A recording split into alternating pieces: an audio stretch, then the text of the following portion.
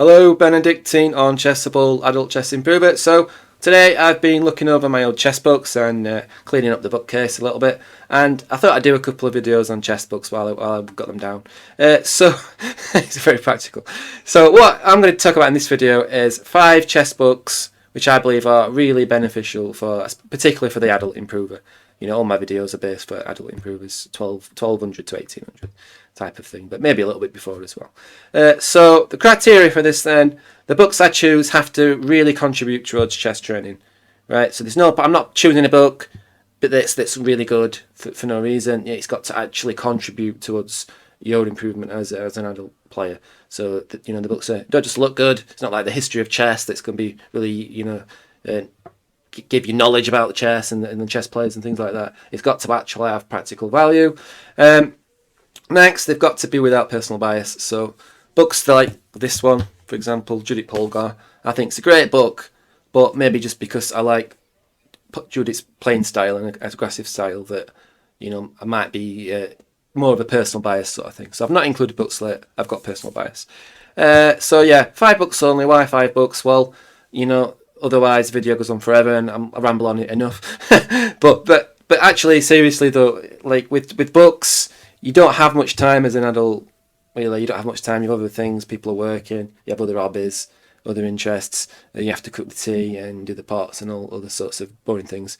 So I think it's actually practical to have 5 books where you can gain a lot from. And I think if you can only have 5 books, these would be my 5 books. Okay, and I've got to be careful in this video not to press the space bar because it will end the video. It's a shortcut key.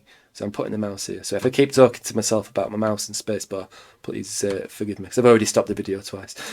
So annoying. Anyway, first book is Logical Chess by Chernev. Right, really, really like this book, and it's a book that I used when I first started out.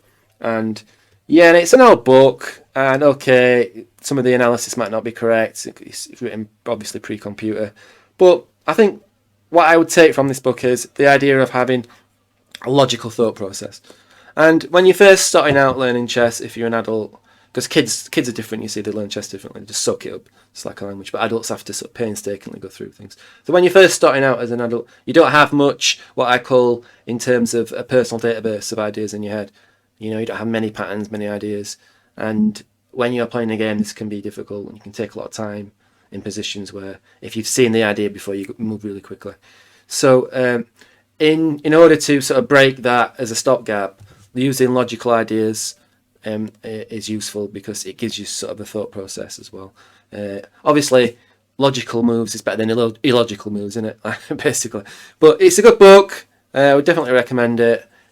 In order, this is the first book that I would get on that top 5 list of books. Okay, so that's that one. Next book, do not press the space bar, would be the Lev Albert book, right? The Chess Training Pocket book. So if you've not seen this one, you might be struck by the front cover, which is one of the greatest front covers in chess history. I've not chose it for that reason, right? I've chose it because the positions inside this book are absolutely fantastic, right? And as it says on the book, 300 most important positions and ideas. Well, it's difficult to judge what's the most important idea, but there's certainly a lot of important ideas in here. And I think, as well as key tactical ideas, there's around 15 or 20 or so key endgame ideas as well. So definitely recommend this. And it's got a practical value as well because it's very, very small. You can fit into a normal size pocket. You can carry it around with you.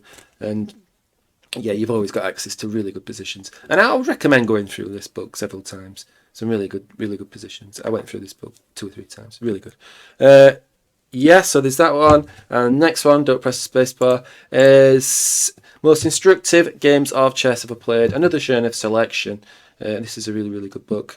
And my copy, the old annotations, yeah. But the idea with this book, like there were loads and loads of game collections out there, and lots and lots of good ones.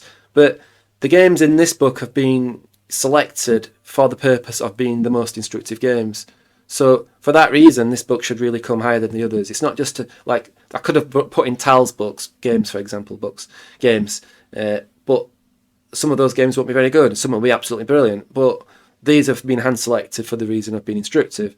And I often found these games really, really useful myself. And the annotations are really good. This copy actually You might be able to find a more updated copy. This copy is a bit old and the text is not very clear. So have a look for the most updated copy. So that would be this book. Don't press the space bar. Do not press the space bar. Right, next book, number 2, would be this fantastic book. Really, really is a super book, this one. Simple Chess by Michael Steen. So what this player does is manage to pack so much into this book, such a small space, really. And this is for the most structural strategy type sort of positions, really, in this book. So what do we get?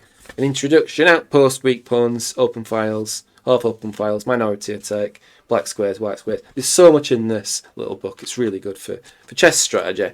And there are a few annotated games, you know, but it's the writing, the positions that are in there, and the approach to chess. This is really good. You could actually probably do this before this one, actually.